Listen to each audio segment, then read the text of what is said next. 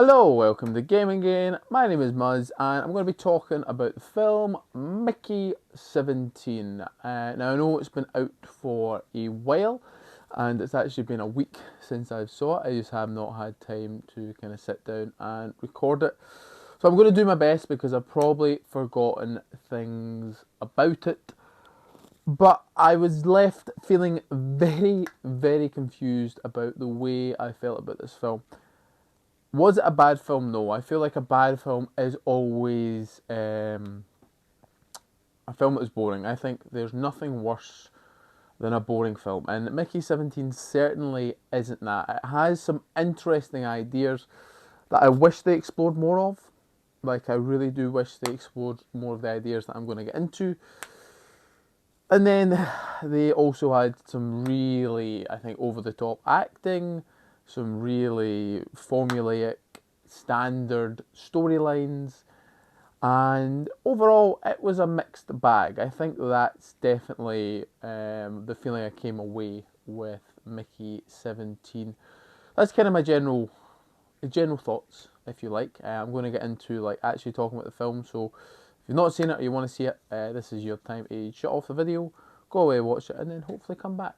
Come back to me, and we can talk about it together.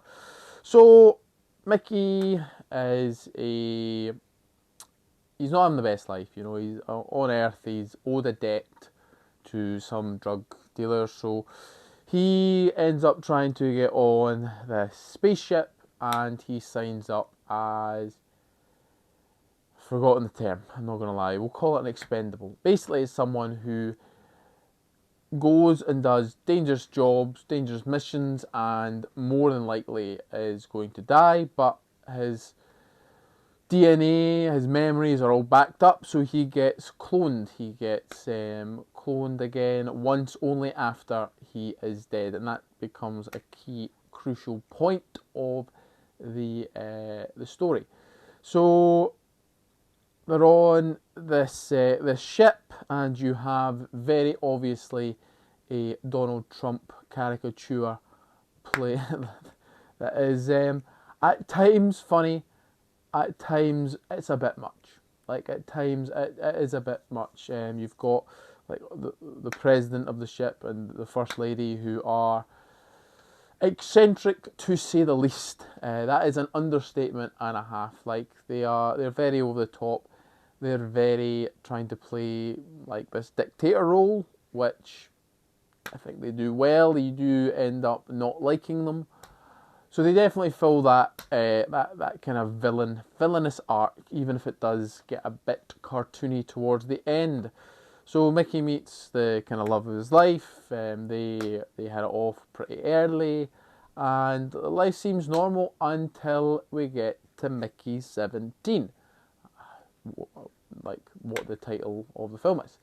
So Mickey 17 starts, like the film starts, and he's in a crevasse and he's about to get devoured by these aliens.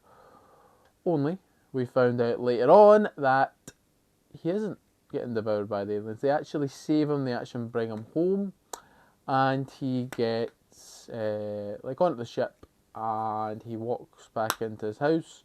His flat is not even his flat, his room, and yeah, there's another Mickey 18. Now, this is where the film almost won me, but at the same time lost me.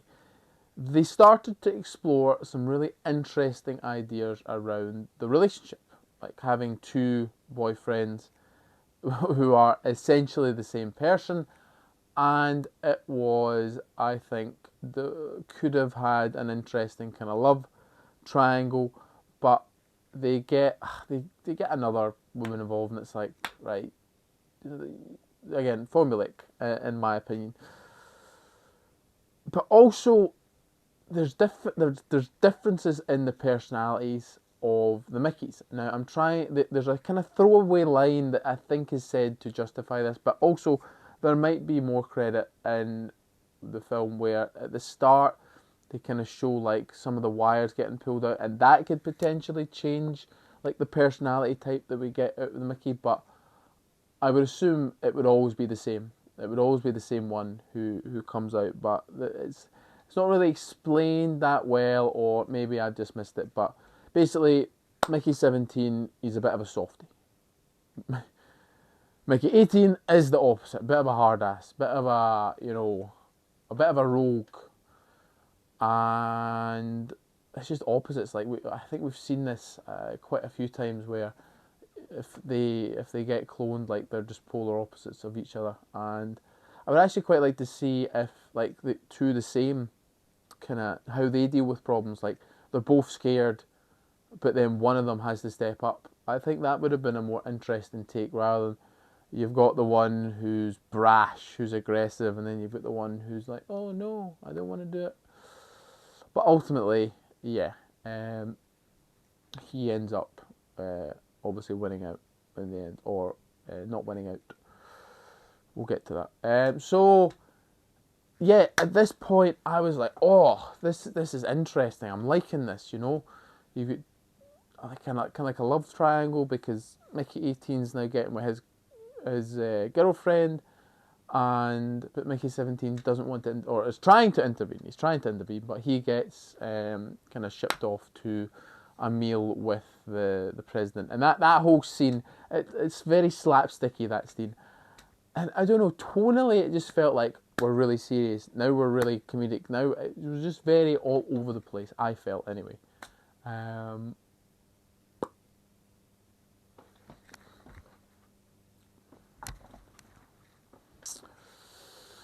And then we come to the last third, where I know the film lost me. It lost me big time. It became a generic alien sci-fi film.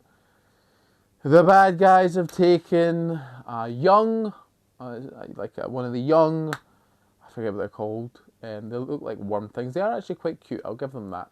The young ones are quite cute. They look like millipedes. Takes a young one, and the aliens, I guess, are peaceful. They are really peaceful in terms of they don't want to do what they want to do. Like, they are trying their best to get things back without hurting anyone. So that is, I guess, a little bit of a twist on it. However, they eventually are like, nah, we need to kill you. So then, yeah, Mickey 17 and 18 go out because they are able to talk to it with a translation device, and they get it back. The president comes out, and of course he dies because Mickey 18 blows himself up. And the film, I guess, ends with Mickey 17 becoming the last Mickey because they end the cloning process. The dictatorship that once was is now no longer. And there was an interesting scene in the final half towards the end where it seems like the president's getting cloned back in, but I don't know if that was real or not. It kind of came across as a dream, so I don't know if they were maybe alluding to a sequel or what. But yeah, even talking through it now, I don't know how I feel about it. I really do not know how I feel about this film. I think I don't have like a burning desire to see it anytime soon, but I don't think it was a bad film. I think it did have some interesting ideas. I think it just devolved into a typical sci-fi film towards the end.